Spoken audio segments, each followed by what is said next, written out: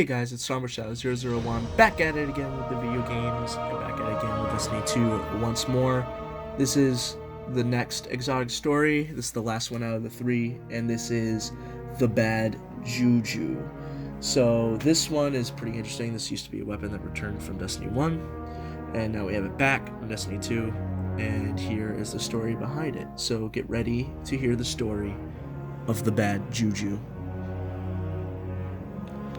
Not much is known about what happened in the Hellmouth on the moon. All we know was it was called the Great Disaster, and ever since then, Guardians were forbidden to go on the moon. We lost so many Guardians to Crota and his hive.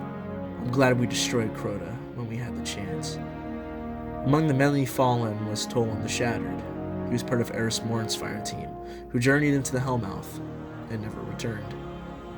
Toland was like every other warlock, curious about powers he shouldn't be messing with. He was obsessed with the Hive and their magics. Whether it was sword logic or the Ascendant Realm, he always was knee-deep in information. That's why they called him the Shattered, you know. People thought he was crazy.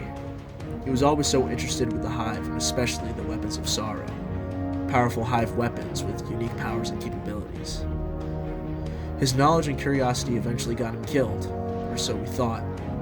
Instead, he was trapped in the Ascendant Realm, with no body, just a voice and a ball of light mixed with taken energy. During our many journeys into the Ascendant Realm, we have come across Toland a number of times. As always, he spoke in riddles, and cryptically told us what's to come. We never expected that to happen, aboard Calus's Leviathan. Turns out, Calus built us a tribute hall, to reward us for our accomplishments. In the center of the hall was a chest glowing with green energy. No matter what we did, we could not open the chest. At least, not without setting 18 tributes in the hall itself. Calus's statue told us this, and sent us on a wild goose chase in order to obtain these tributes.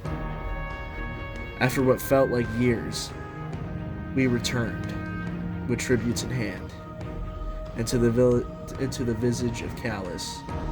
He gave us the means to open the chest, once we set up the tributes. We did it, and it revealed a skull in the chest. The skull looked avian in nature. It teemed with the same green energy we saw earlier. We realized what this was. It was part of the famed weapon, the bad Juju. The bad Juju was a weapon Toland created in his pursuit of recreating a weapon of sorrow. How did Khaled find this? There's no way he could have found it. We touch the skull as directed, and a portal opens. A portal to the Ascendant Realm. We jump right into it, and appear in the Leviathan, but only in the Ascendant Realm.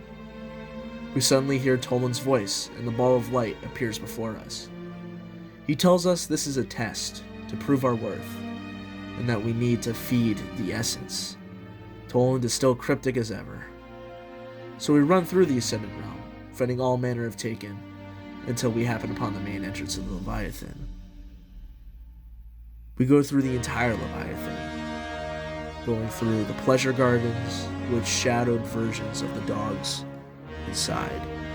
We fight witches, wizards, ogres, thrall, anything that is taken.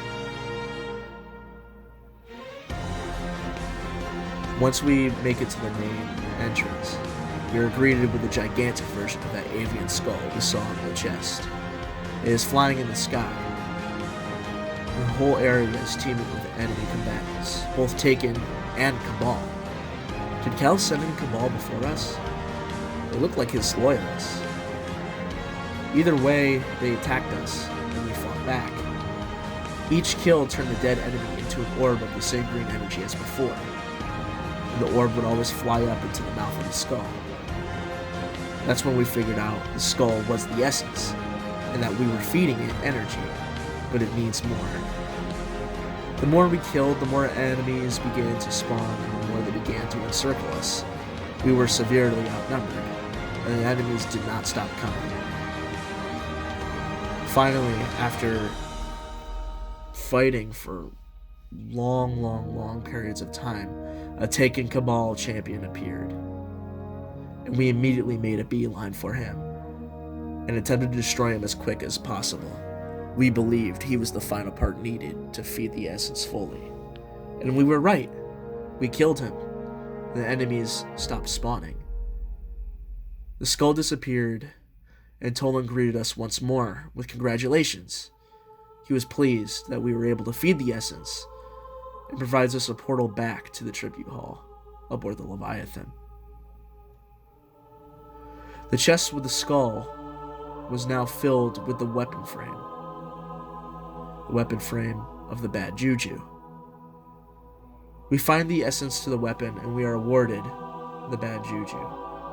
For years, we were told that this weapon brought a string of curses, no matter where it went, hence the name. I guess it's time we figure that out for ourselves. And that is the story of Bad Juju. This also might be a little bit shorter than the other ones, but that's kind of the whole story of Bad Juju, at least in Destiny 2. We never really had a story for Bad Juju in Destiny 1, so this is kind of the best we have. So I hope you guys enjoyed, and expect more exotic stories to come along the way for different weapons. And with Shadowkeep coming up, there might be a lot more. We'll see what happens. Anyway, I hope you guys enjoyed this video. Remember to like, comment, subscribe, and apagando las luces.